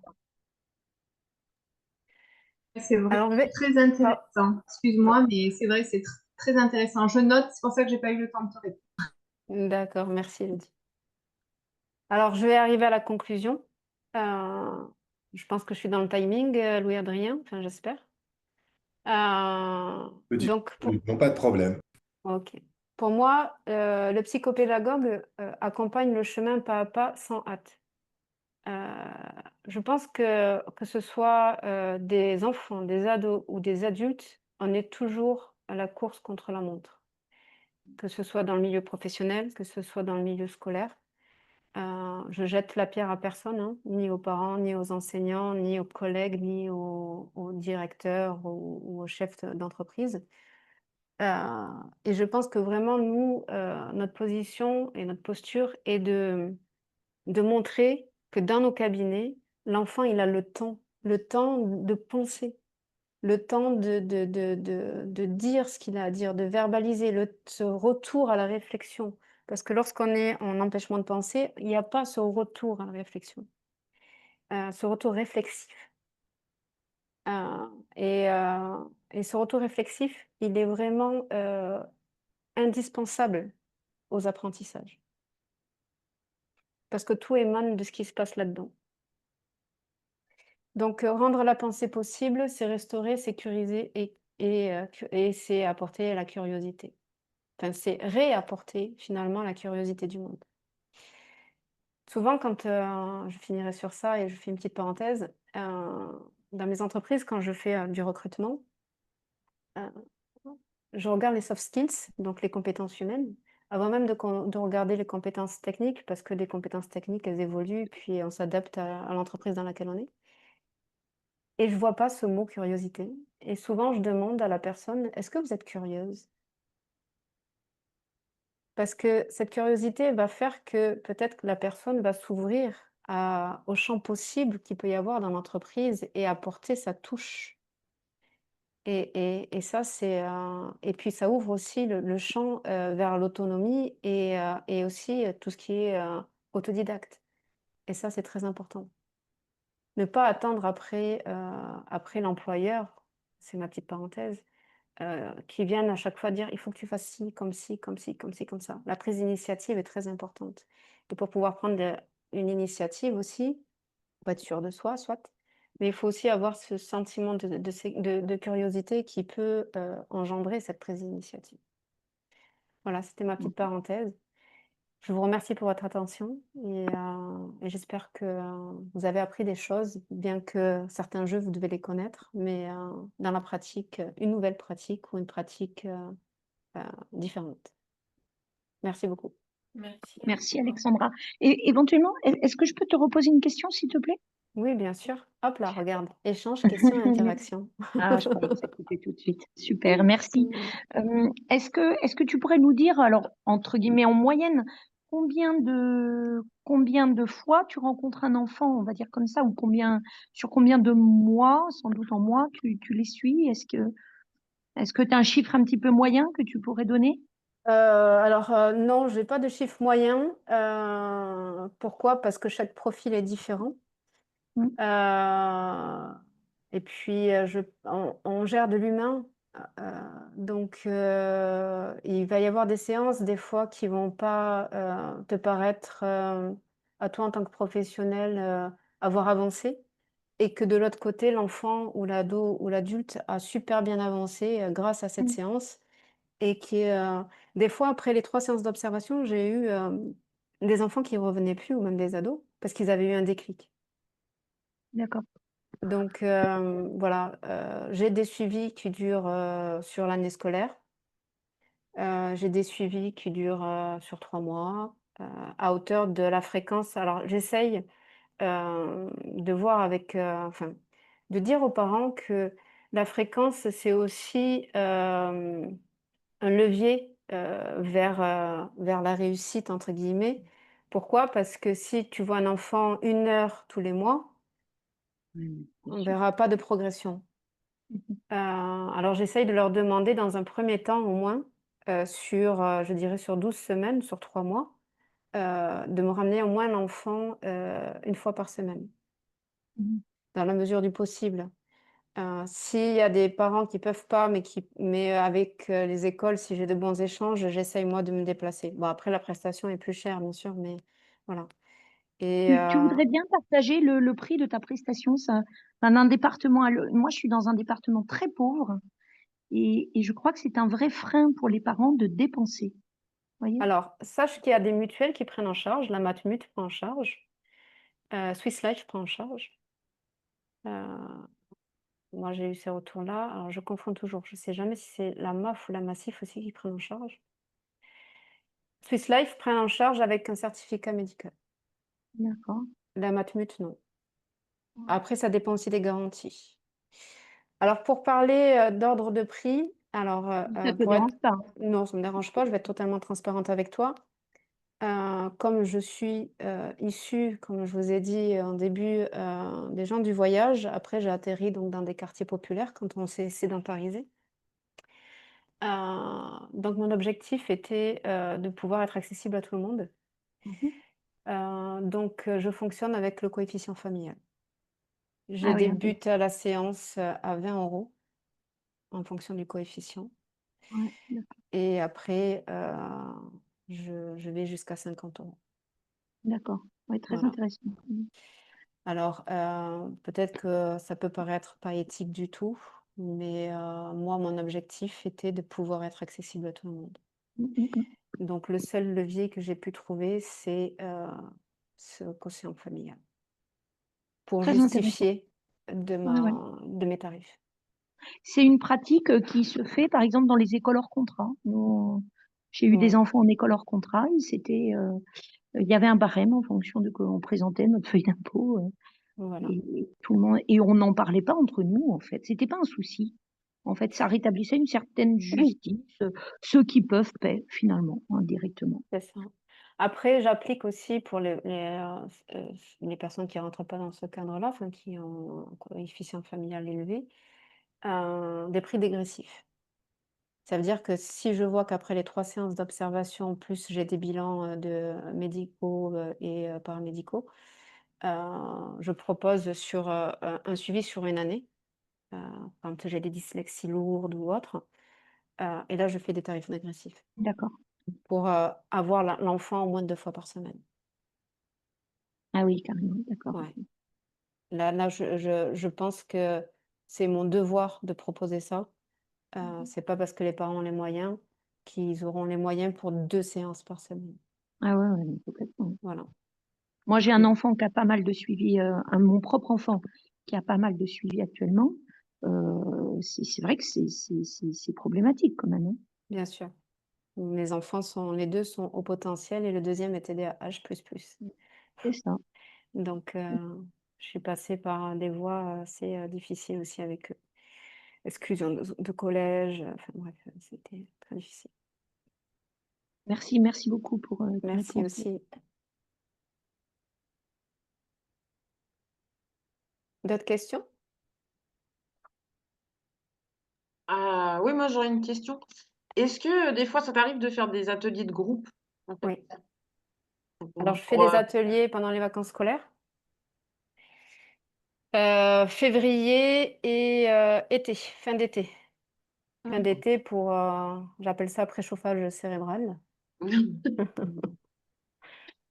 Et février pour voir un petit peu, où en sont justement les apprentissages. D'accord. Et est-ce que tu connais le site qui est un peu le même genre que Scolavi, qui s'appelle, le cartable des compétences psychosociales? Oh oui, je le suis, Qui sur participe, Instagram. voilà, Ouais, c'est ça. et qui Après je propose le même fais genre de jeu, ouais. voilà, c'est ça.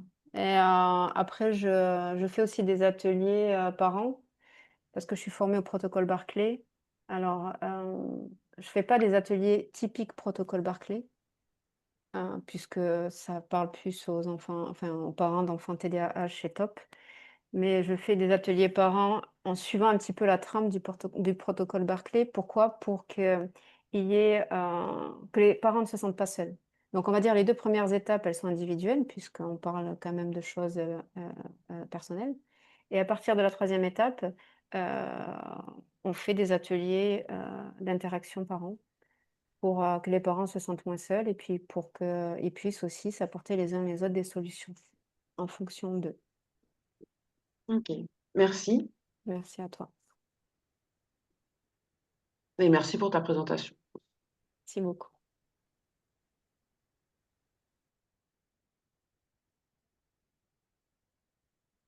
Est-ce qu'il y avait d'autres questions pour Alexandra? Oui, peut-être une dernière. Quand tu fais tes séances, est-ce que ça peut être sur le temps scolaire? Oui, D'accord. Ok. mais seulement, des enfants qui ont, un protocole, un PPS. D'accord. Un plan ou un protocole, et je fais des attestations, pour l'école. Mais c'est un accord aussi avec l'école, par contre. Mhm. J'ai pas mal de chance, ici. Bon, on est trois orthopédagogues et 3 parce que j'ai la double casquette et 3 psychopédagogues sur Narbonne et c'est vrai que j'ai eu la chance, de travailler avec des écoles publiques et privées, contrairement à certaines de mes collègues. Et donc, voilà, donc je participe beaucoup à des équipes éducatives Pourquoi et tu dis contrairement à certaines de tes collègues? bah, parce que mes collègues, elles travaillent pas forcément elles ont pas eu cette chance de pouvoir travailler avec certaines écoles. Bah, après moi, en fait, comme je vise aussi le public, «populaire», entre guillemets, c'est souvent avec ces écoles-là que j'ai, pas mal d'accès et de leviers. Ok. Mmh. Et une petite parenthèse, en tant que nouveau psychopédagogue ou nouvelle psychopédagogue, je vous invite fortement à aller sur, 100 000 entrepreneurs. C'est un réseau d'entrepreneurs, en fait, il nous permet ce réseau de faire des interventions dans les écoles, du secondaire, donc collège, lycée et études supérieures. Pour présenter ce que c'est que le métier, enfin, qu'est-ce que c'est que le statut d'entrepreneur et en même temps, on parle de notre métier et ça m'a ouvert des portes aussi ça. Ça m'a ouvert des portes parce que, beh, comme l'orthopédagogie et la psychopédagogie, c'est pas connu, ni reconnu, beh, les directeurs, d'école ont été curieux de savoir ce qui se passait, qu'est-ce que c'était et qu'est-ce que je pouvais apporter. Est-ce que tu travailles en réseau avec des psychologues, des Oui, orthophonistes? oui, je travaille avec, la CPTS, Ça veut dire quoi? la communauté des professionnels de santé du territoire. Ok, merci. Donc il y a tout, enfin tout le corps médical, du médecin généraliste, au neuropsy, au pédopsychiatre, et C'est paramédical. bien ça. Ouais. Oui. Orthophoniste, psychomotricienne, orthoptiste. D'ailleurs, on est en train de travailler sur ils appellent ça le parcours des TND. C'est essayer de faciliter, le parcours, auprès des familles. Faire un fascicule, enfin ou un flyer pour dire aux familles parce que souvent, dans les écoles, et j'arrêterai là après pour laisser la parole quand même à Adrien. Heu, le premier levier qu'on dit aux familles, c'est: «Il faut que votre enfant aille voir un orthophoniste ou une orthophoniste». Sauf que des fois, c'est pas forcément le professionnel à aller voir.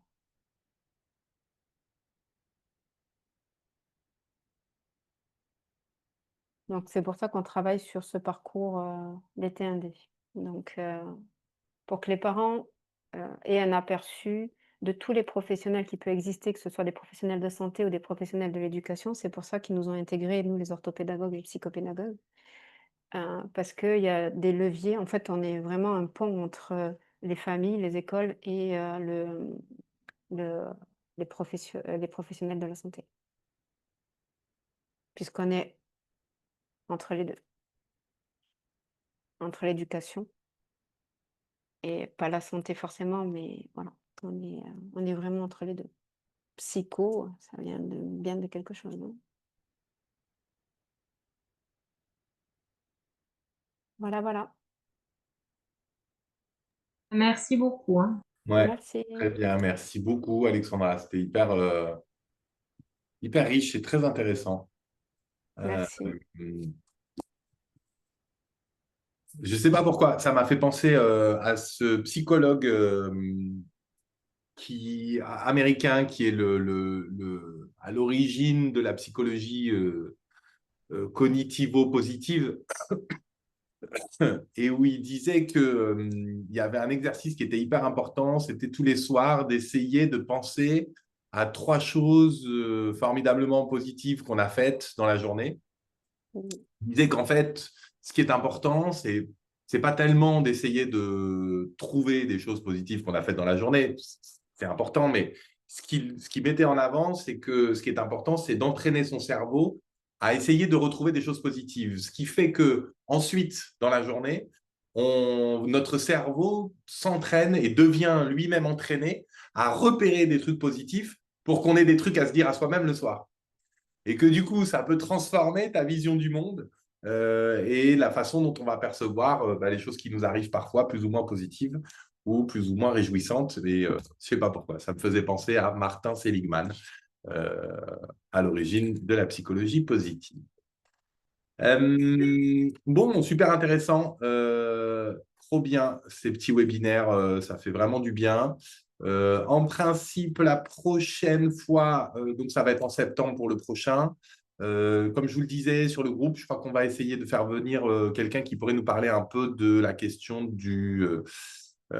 tu sais, des informations préoccupantes, de la responsabilité du psychopédagogue quand on est l'objet de révélations ou de confidences qui viennent tutoyer des questions légales. Je pense que ce serait pas du luxe et qu'on pourrait faire venir quelqu'un qui, ça changerait un peu nos échanges cliniques, hein, mais voilà, de temps en temps, je pense qu'on peut consacrer des webinaires à ça. Et puis, ça vaut le coup de faire un truc gratuit qui soit accessible à tout le monde et qu'on ait des informations à peu près stables et fiables surtout sur ce qu'il faut faire, qu'il faut prévenir, comment réagir en situation voilà, de situations justement un peu préoccupantes. Donc, on fera ça pour le mois de septembre. Je prends 2 minutes pour répondre aux 2 petites questions qui m'étaient posées peut-être en début. Il y avait la question de la dyspraxie verbale, je crois que c'était Blandine qui me posait des questions là-dessus. Pour info, en tout cas, je ne sais pas si on parle de la même chose, mais on parle moins aujourd'hui de dyspraxie verbale et un peu plus d'apraxie verbale. Bon, c'est pour éviter les confusions avec la dyspraxie, en gros.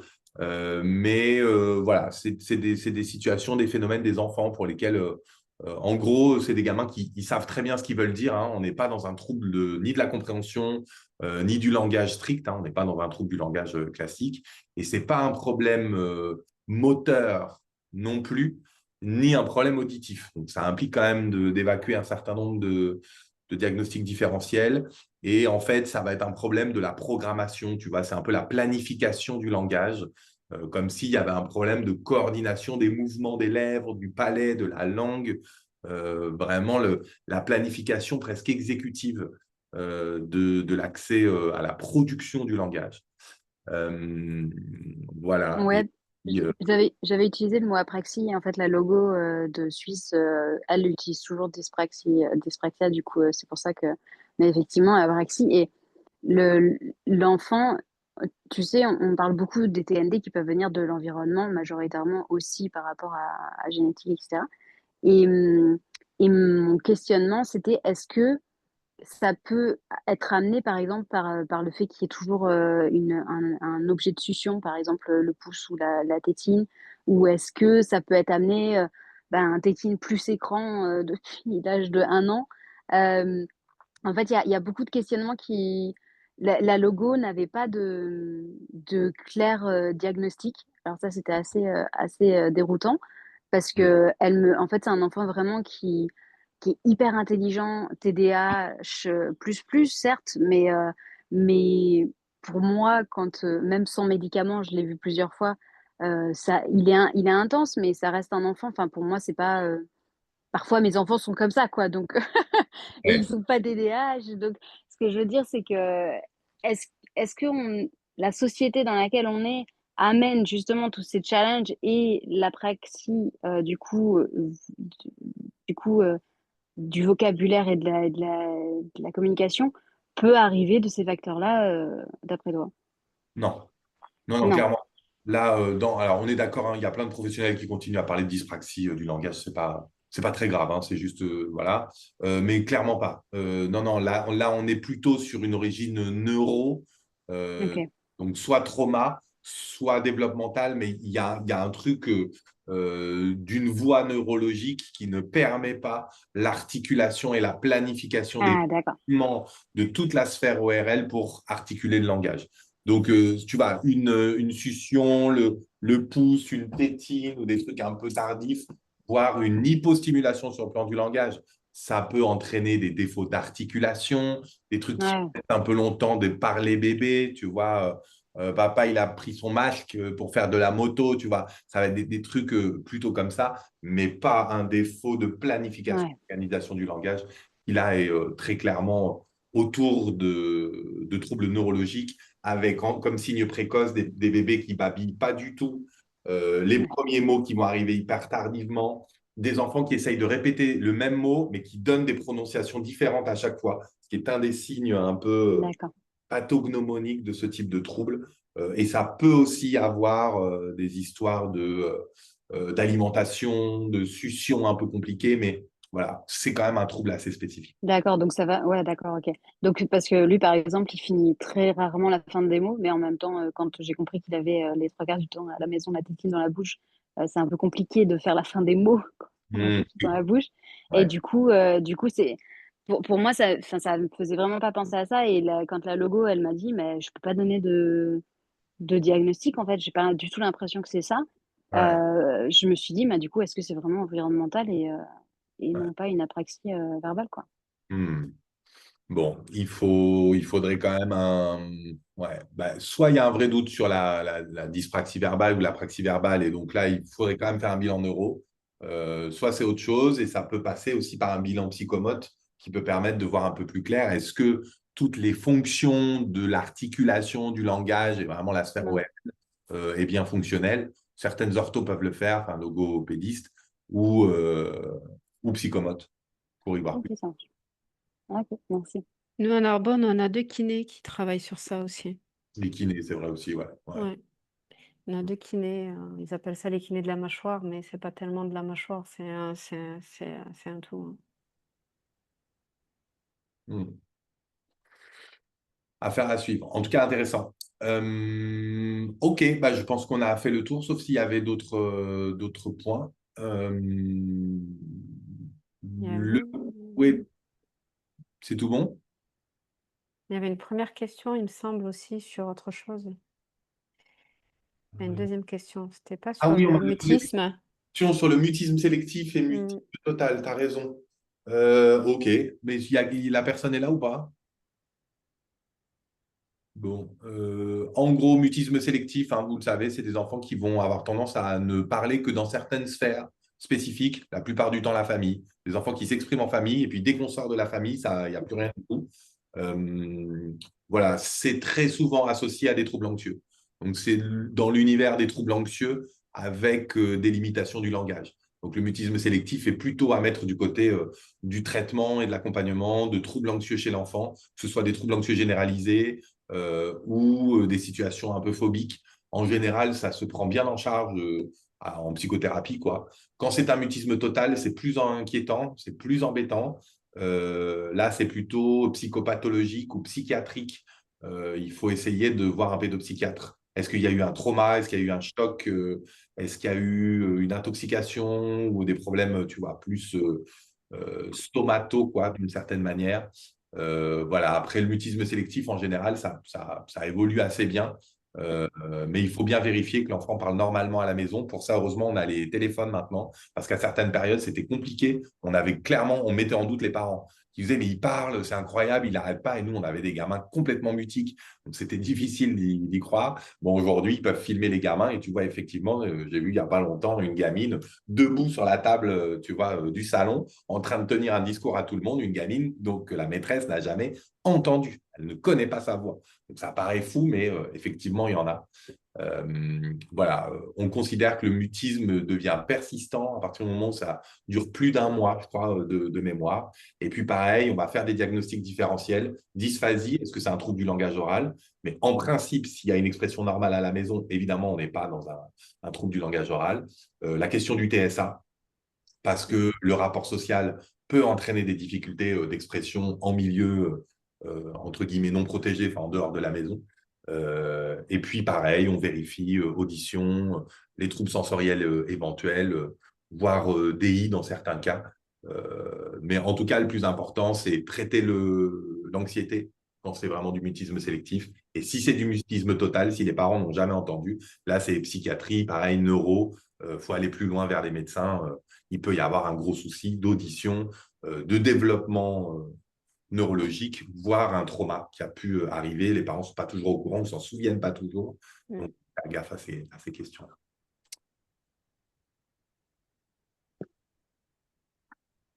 Voilà, les amis, le webinaire sera enregistré. On met tout en ligne prochainement. Et je vous souhaite de bonnes vacances pour la suite. Merci beaucoup. Super, merci beaucoup. Merci Bonne à soirée. vous. Au revoir. Bonne soirée. Au revoir. Salut tout le monde. Merci.